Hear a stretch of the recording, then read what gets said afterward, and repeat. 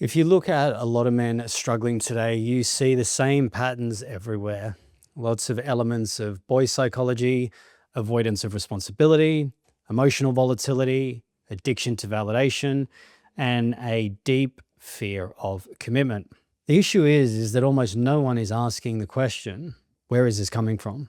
I'm going to explain that today, and I'm going to reveal to you the two most common environments that create it. And they're so normalized that we don't even see it.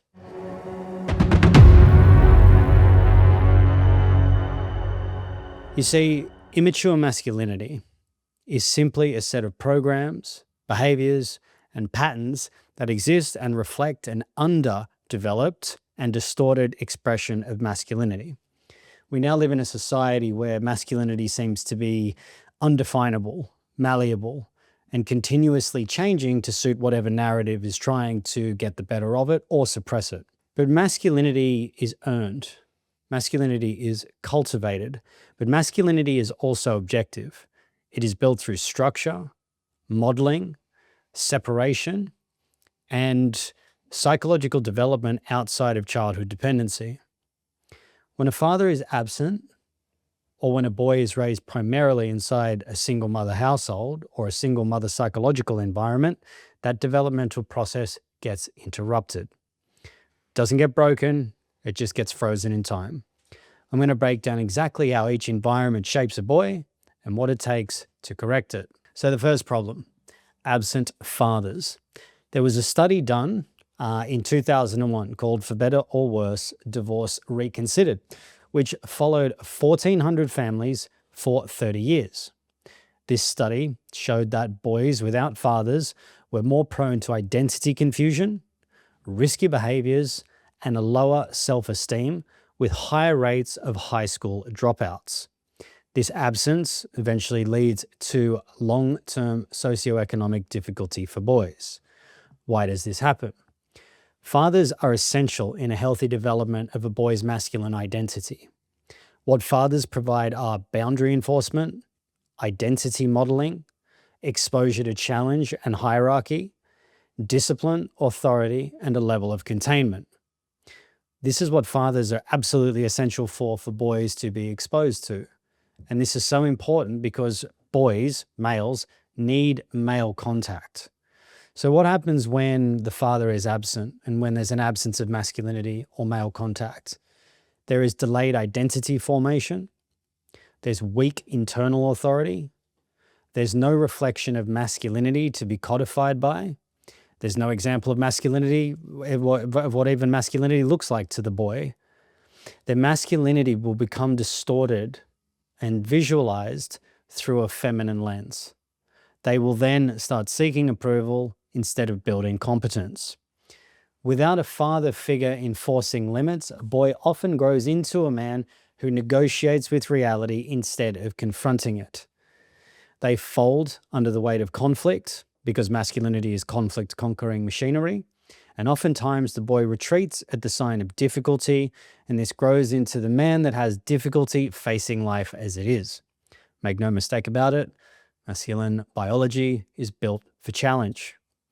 Boys require rough and tumble play to channel their natural biological aggression. And then when this doesn't develop, it can spill out in maladaptive ways without the father there to help them channel it. But father absence is only half the story. The other half is more subtle and often misunderstood. Now, this can be a little difficult for people to hear, but nevertheless, it's the truth if we want to move forward and create a healthy society. So coupled with the issue of fatherlessness, we have a detrimental aspect to masculine development. And this detrimental aspect to masculine development is an overexposure to too much feminine energy. When boys don't have a masculine structure to break against, they cannot regulate effectively according to their biology.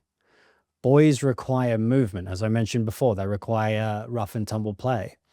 Men, boys, our masculinity and our biology is built for movement. We're built to take action. Our testosterone goes up when we take action. Our testosterone goes up when we complete a task. If we don't do this and we operate from a feelings first perspective, like our society is trying to implement, that healthy masculinity is somehow stereotypical femininity, what happens is we start to ruminate more, we become more anxious, and then we fall into depression. This isn't the way that a man is supposed to be. Identity diffusion occurs, and delayed masculine identity is the result. Boys form identity partly through differentiation from the mother. In developmental psychology, researchers describe a key stage where boys must psychologically separate from maternal attachment to form an autonomous male identity. Otherwise, they stay enmeshed. Now, this triggers a lot of people when I talk about this. I get messages all the time from two types of people. One is from the mother that wants to make sure that they don't do this. And the other one is from the woman that's asking me to change my message because she's raising boys and quite simply doesn't want to buy into the nature of a biological reality. But what happens when there is actual enmeshment? There is an emotional over-reliance on the mother.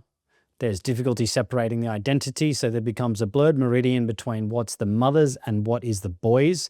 This is devastating for a boy when he's made to be a surrogate husband. It's very difficult for a boy to operate in a healthy way in the world when there's no separation between him and his mother. He becomes conflict avoidant and develops a feeling first identity. This goes against masculine psychology and male biology. So what happens is he then starts to develop coping patterns, and this comes in the form of external validation seeking, nice guy behavior. He develops a fear of rejection. Fear of rejection is one of the most prominent and difficult things that males face. And the reason that they face this is because unconsciously, when they approach a woman, if he gets rejected, in his deeper psychological template, he's going to think that his mother is rejecting him. So he avoids it altogether. So that way, if he avoids it altogether, he never has to leave his mother. He starts to develop emotional fusion over independence, and he will be seeking a mother in his feminine counterpart. Now, a single mother can absolutely love her son deeply and still be unable to initiate him into masculinity.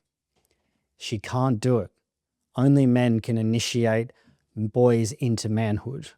I see things trying to contradict this and say that only men can do it, but what about marriage and what about kids, etc. This isn't about initiations in life. This is going from boy to manhood. A woman cannot do it. A relationship might do it and be the catalyst for him to do the work on himself, but a woman cannot and will never be able to initiate a boy into a man. It's just the way that nature is. A single mother can absolutely love her son deeply but can't initiate him, but love is not the same as masculine development. Okay, when these two forces combine, absent father, single mother, you get a very specific type of adult male psychology. If we look at the outcome of this type of environment on the boy, this is very important. This is very, very important. It's very problematic. So we have to look at the outcome of this, and we look at the stats of where our most problematic males turn out, which is in prison. So the DOJ 2002, 40% of inmates come from single mother households.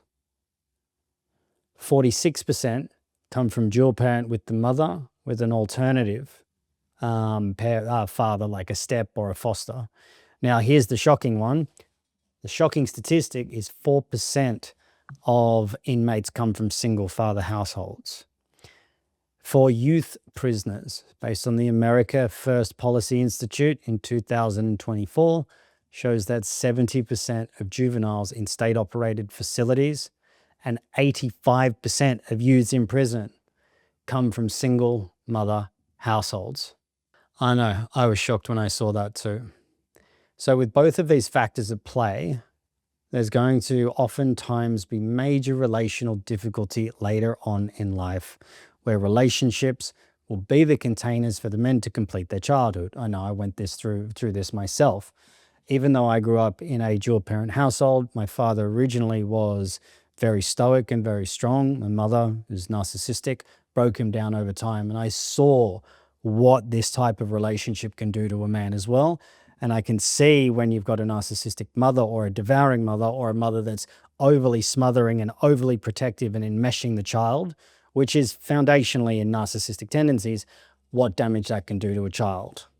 But there's always gifts to this later on in life. There's always opportunities. It just depends on whether you as a man are willing to take that on. Now, this isn't a character flaw. All we have to look at, again, this is not a character flaw. It's just unfinished development. So, how do we get out of it? So the first, we have to look at a number of pillars, and I base this around 3 pillars.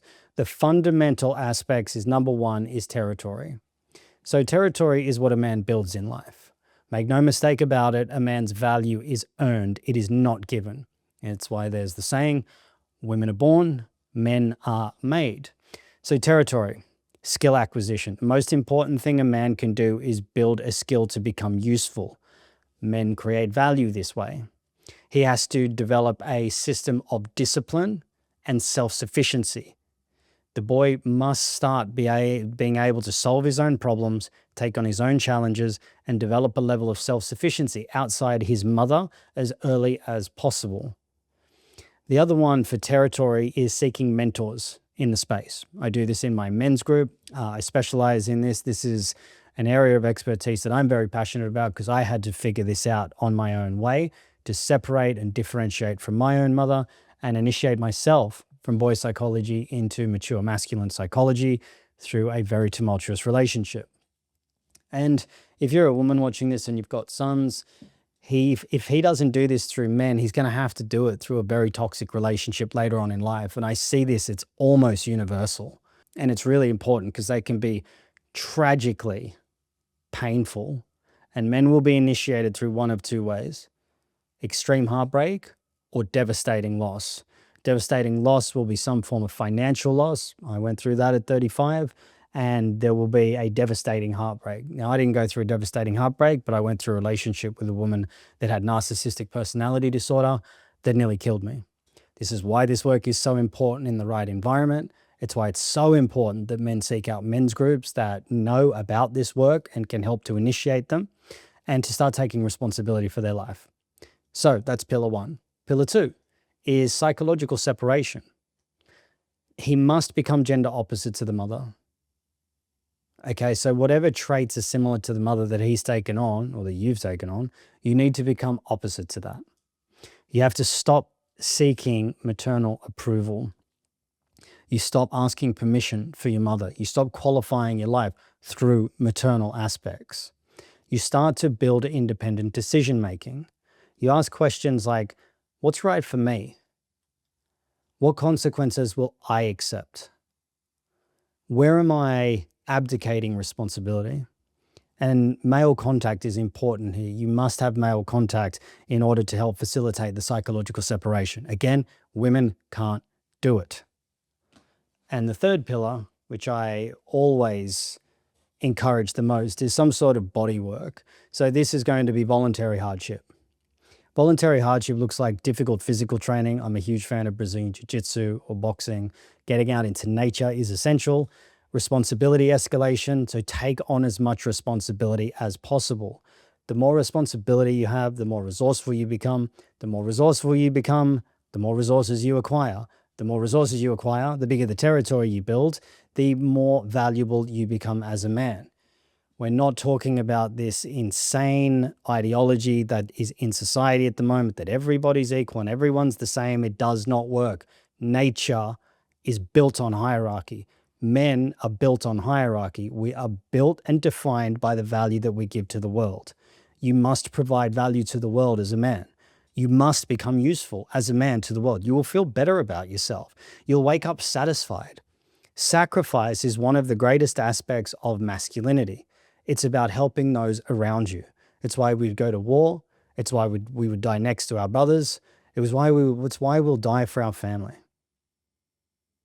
And this is really important. Men have lost a cause to die for. Masculinity matures through friction.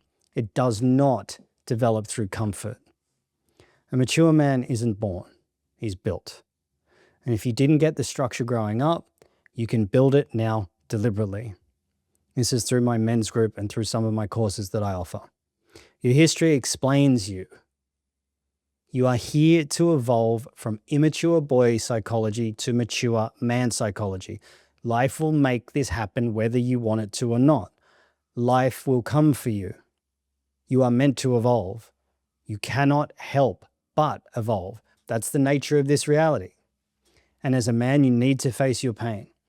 That way you don't spill out or make others around you pay the price for your emotional debts. This is only the start of the journey to mature masculine psychology. The first thing, again, you need is male contact. I run a men's group. If you're interested, the details will be below. I also do a self-paced course, which is called the High Value Man course, which is not about money, muscles, game, and all that sort of bullshit. It's about developing and refining a purpose-based identity, knowing your enemy, understanding the golden virtues and the golden mean, and breaking free from maternal enmeshment. So, if you like this video, please subscribe and share it around, and comment and let me know where you are at in this stage of your development.